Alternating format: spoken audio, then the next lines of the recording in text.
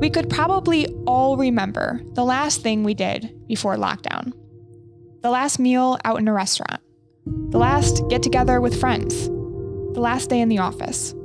The last family reunion. Then, silence. It was as if our memory shut down along with the world. How many of us actually remember the many listless days at home?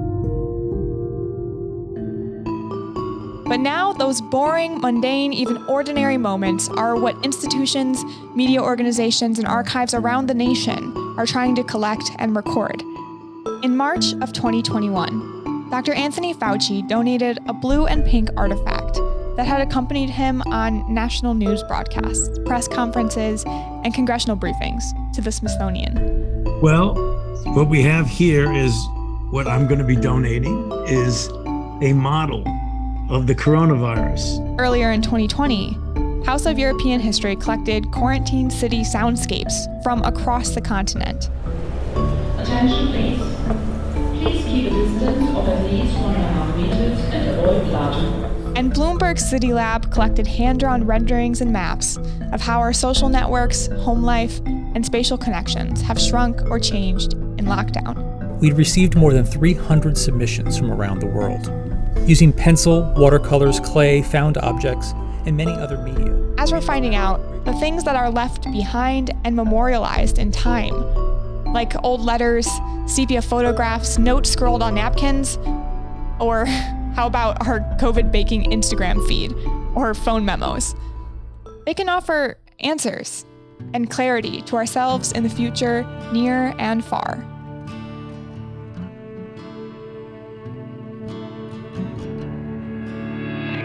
Welcome to Social Distances, a podcast where we examine the distances that both separate us and bring us together during the complex and compounded crises of 2020 and beyond. Our story begins not in the chaos of 2020, but a century before in Ohio University's archives. Walk through the university's Alden Library and you'll find, in a giant room with huge shelves on moving tracks, boxes, within which are accordion files or file folders, within which are sometimes just a few photos or a document or two. In the case of the 1918 flu, the collection is sparse. When I started looking around, I realized just how very little we had. Maybe a little description here about a women's dean who helped take care of the students when it happened. A few things about classes being canceled, but nothing really of any evidence of how people remarked about it or how they reacted to it. And so for me, though, what I said was, we're not going to let this happen again. But from a few boxes or folders over, or more realistically, a few clicks over in the now digitized collection database, in just a handful of photos and a description, a student found solace in someone who lived 100 years before her, who was just a few years older than her, a young woman in Athens, Ohio, with aspirations and dreams, who died too early and too young. There's information attached to all of these images, who the people were, sometimes when they were born and when they died, what they did in life, who they married, who their children were. I was struck by one of those women in particular, whose birth and death dates confirmed she had lived a short life, passing at just 31, only 10 years older than I am now. It didn't take much digging to find out that she had been a nurse at the Ridges and died from tuberculosis in 1922. Her name was Sadie Starr. She would have passed well before I was ever born, even if she had lived to be 100. But her untimely death still haunted me. My initial feelings of connection to her now feel like some sort of precursor for what was to come a few months later. I wonder if in another 100 years, there will be another nurse named Sadie in our archives, taken too soon by this pandemic. How will she be remembered? That was an essay by Jade Braden, a senior in the English department at Ohio University, who through her internship at the Mon Center for Archives and Special Collections, found Sadie Starr's story. Well, some photographs, and a description.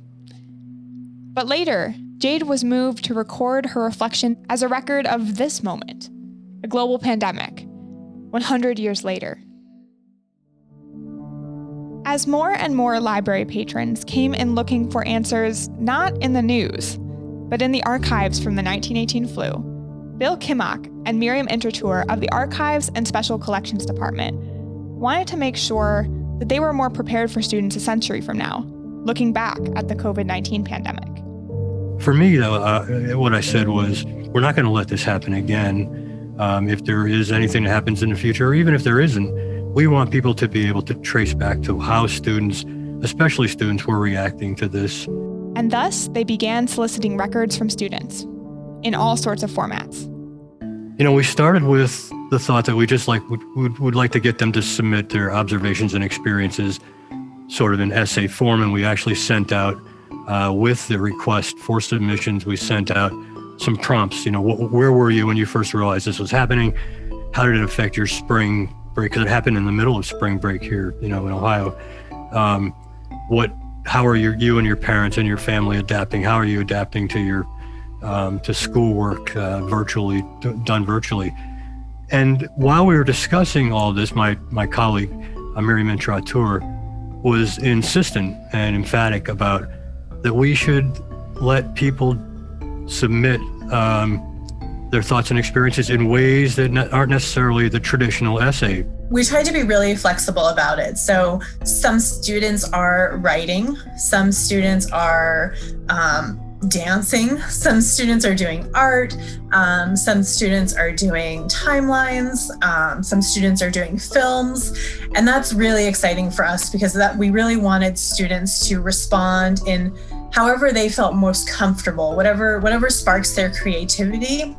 So there's no set way that you have to do it. And that's the more creativity, the more exciting it is, and the more students' personality, and also the intensity and the personal nature of this experience for them, disrupting their college experience, seniors who had their senior year and graduation totally disrupted. These are very major events in anyone's life, in a student's life. And so they've been documenting that in all different kinds of ways, which is something that we really encouraged. Hi, so I am Sam Smith. I'm a junior. So like everyone else, the coronavirus pandemic has greatly affected my life. As you can see, I am in my childhood bedroom. The project, in some ways, recognizes the changing nature of what and how we record our daily life, pushing the limits of standard archiving formats into alternative ways to catalog, document, and store contemporary experiences. On the one hand, moments are being recorded across the world at any given second on the internet in a way that makes this crisis much different from those of a century ago. I am so excited for my great grandkids to find my Instagram someday and be like, great grandma went to the beach, and and depending on how the systems archive all of these things, I know there's only so much room in the digital arena to hold on to things, but I'm so excited for future generations to be able to have this, slush pile of things to sift through. On the other hand, this digital slush pile can seem a little less intentional, less tangible, more ephemeral. There seem to be fewer and fewer things to collect. So it's no wonder that students find themselves somewhat reluctant historians. I was a youngster once, and I don't mean youngsters in a diminishing way. It was, I've had this reaction from students before when I asked them to submit things to the archives. They don't think of themselves as being historic. They just think of themselves as, this is me and this is my time, and they don't really. So they don't collect things as much. I think this was good for the people who submitted stuff because it made them sit down and think about what in their time, in this time, and it made them think critically about how has my life changed and how will this affect my future, and what do I have to do to keep things on a line toward a future And so I think that way, in that it made them think critically, to stop and think critically about what was going on in their lives at this time. I think that's a good thing, because I don't think it happens a lot. Because regardless of format, there's something alluring about the mundane, everyday experience being recorded alongside the monumental, even the unprecedented. One of my favorite things is if you read diaries from historic events, it's like, I went to the store and bought a new dress today. I think it will look fantastic when I go on a date this weekend. Also, man landed on the moon, full stop. And that's just like, you're like, moon was not the centerpiece. So I think it's going to be really exciting to see just how people view their lives and what context they put, historic events in. But as much as the project was for generations to come, it was also for the students themselves. An unexpected side effect was just how important and freeing it was for students to have a reason and an outlet to express themselves. That someone's listening or will listen. It's a historic moment, as you said previously, and we're all living through it, but we're all living through it in our own individual ways and all contending with our own individual challenges. It's very moving to hear the different ways that students express themselves and their experiences. And you often can really feel the pain, the loneliness, the fear, the sadness, the loss of what they were expecting, whether it's college graduation or their spring break experience that they've been saving all this money for, or, again, having to move back home, and people being sick, of course. And there's very, very personal elements to a lot of the stories. And when students open up like that, it's really, kind of an incredible experience. And it's a very generous experience to share that with us. Because as much as history is collective, it's also personal. And during a year where differences were exposed and often became open wounds, rubbed raw by clash and conflict, it is becoming increasingly evident that we need a wide range of subjective history, rather than just an objective, approved one. One of the things about history is, and one of the things we like to teach them, and one of the things people will learn later on when they look at these submissions, is that when people are observing or having experiences, the facts are what they are to them, but it's still subjective. Yes, there are facts. Yes, certain things did actually happen at certain times with certain people involved. But what all that means is a whole other ballgame. And so I think students in the future, when they look at this, or anybody that looks at this later on and sees how it affected people differently, the same fact, the fact that there was a virus, affected people so much differently, and their perspectives are so diverse, that it really does demonstrate that there's a lot of subjectivity in how people look at history. Recording diverse perspectives ensures diverse history for generations to come. While we are engaged in a common struggle against a global disease, the ways in which we've experienced it are not equal across the full spectrum of our society. For Jade, a few photographs of one Sadie Starr made her realize just how easy and how unfair it is to be forgotten in the midst of history. Sadie is not a singularity, but she is a tragedy. The loss of life should always be considered a tragedy. As we struggle in the US to create a safe environment in the face of COVID-19, I think of the nurses working long hours with too few face masks. I think of the residents of low-income neighborhoods who lack access to medical care. I think of Black communities who cope with underlying medical conditions due to generations of systemic racism.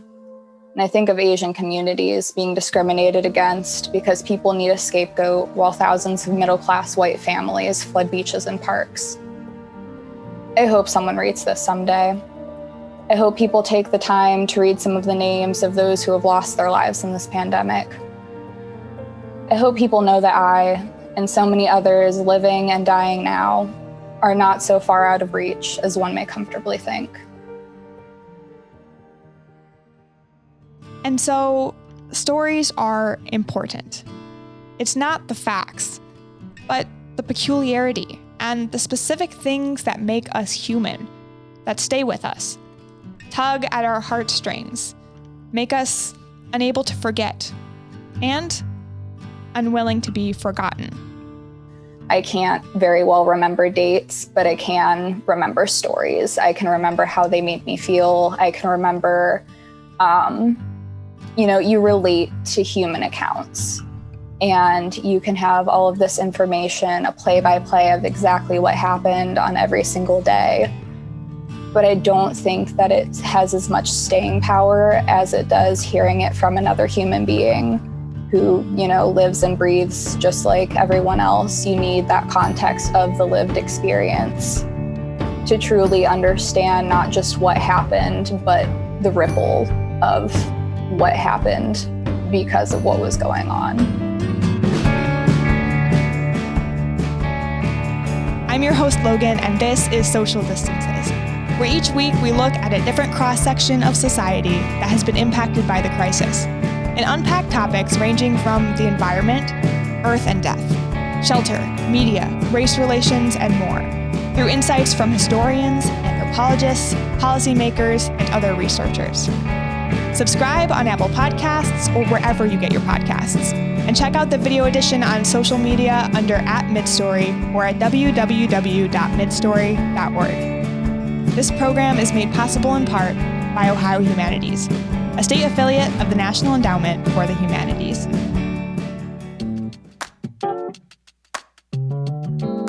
Social Distances is produced by Midstory, edited by Samuel Chang, written by Ruth Chang and Logan Sander, with original music by Dream Louder, and graphics by Jesse Walton.